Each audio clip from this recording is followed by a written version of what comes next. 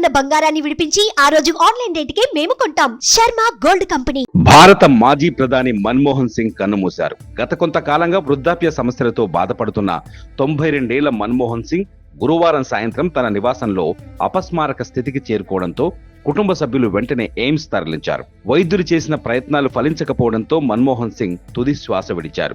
రాత్రి 9:51 ఆయన కన్నుమూశారు. మన్మోహన్ సింగ్ 1932 సెప్టెంబర్ 26న పంజాబ్ రాష్ట్రంలోని గాహ్ గ్రామంలో జన్మించారు. ఈ గ్రామం పాకిస్తాన్ లో ఉంది. దేశ విభజన తరువాత మన్మోహన్ సింగ్ కుటుంబం 1948లో హల్దావానీకి తర్వాత అమృత్సర్ కి వలస వచ్చింది. అమృత్సర్ లోని హిందూ కాలేజీలో మన్మోహన్ సింగ్ విద్యాభ్యాసం చేశారు. పంజాబ్ యూనివర్సిటీ నుంచి డిగ్రీ పట్టా పొందారు. పంజాబ్ యూనివర్సిటీలో విద్యాభ్యాసం పూర్తయ్యాక కేంబ్రిడ్జ్ విశ్వవిద్యాలయంలో మాస్టర్స్ పూర్తి చేశారు.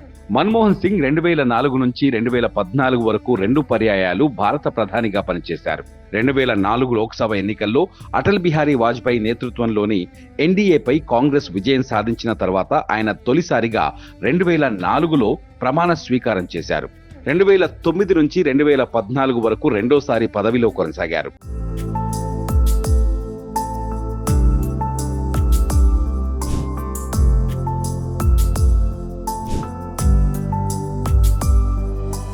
గ్రామీణ ప్రాంతంలో ఇప్పటికీ పని కల్పిస్తున్న ఉపాధి హామీ పథకాన్ని మన్మోహన్ సింగ్ హయాంలోనే ప్రారంభించారు.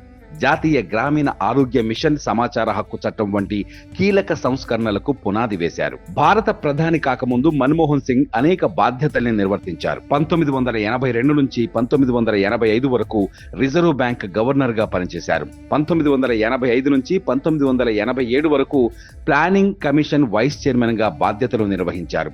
యూనివర్సిటీ గ్రాంట్స్ కమిషన్ చైర్మన్ గా కూడా పనిచేశారు. 1991లో ఆర్థిక సంక్షోభ పరిస్థితుల నుంచి దేశాన్ని గట్టెక్కించడానికి మన్మోహన్ సింగ్ ను రాజ్యసభకు పంపించి ఆర్థిక మంత్రిని చేశారు పివి నరసింహారావు.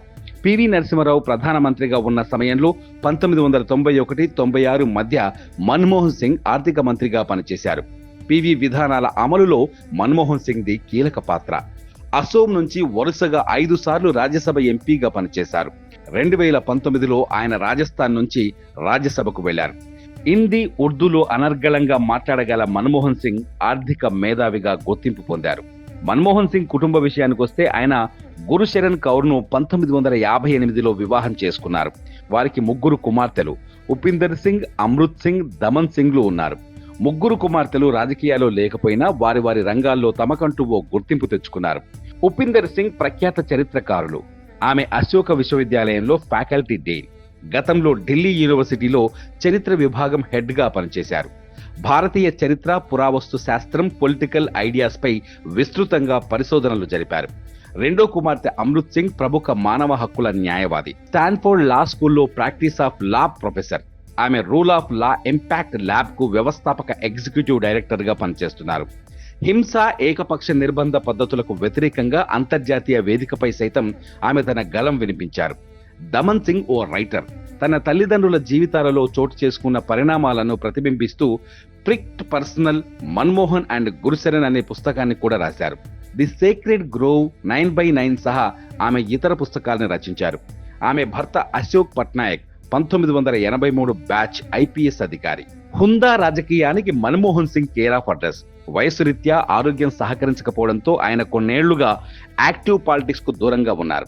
చివరిసారిగా ఈ ఏడాది జనవరిలో తన కుమార్తె పుస్తకావిష్కరణ సందర్భంగా మాత్రమే ఆయన బయటకు వచ్చారు. అప్పటి నుంచి పూర్తిగా ఇంటికే పరిమితమయ్యారు. మన్మోహన్ సింగ్ మృతితో దేశ ప్రజలు ఆయన సేవలను స్మరించుకుంటున్నారు.